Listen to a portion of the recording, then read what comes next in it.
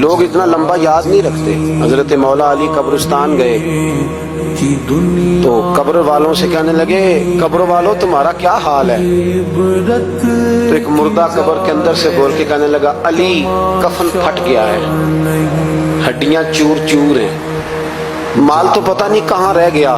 پر حساب دینا پڑ رہا ہے، آپ بتائیے پیچھے ہمارے گھر والوں کا کیا حال ہے؟ تو حضرت علی فرمانے لگے جہاں تم بیٹھتے تھے وہاں کوئی اور بیٹھنے لگ گیا، تمہاری بیویوں نے نئے نکاح کر لیے، تمہارے دوستوں نے نئے دوست بنا لیے، اب تو لوگ تمہیں یاد بھی نہیں کرتے، اب تو تمہارا ذکر ہی کوئی نہیں کرتا، اب تو ختم ہو گیا تمہارا تذکرہ بھی کوئی نہیں، تذکرہ اسی کا رہے گا جس نے رب کو یاد کیا اور پھر رب نے اس کا چرچا کیا، اس کا تذکرہ رہے، اپنے آپ کو ایک موقع پر بھی کبھی متکبر نہ ہونے دے، عاجزی حسن ہے زندگی کا، خزانہ آئے تو قارون نہ بنے، محل بنائے تو شداد نہ بنے،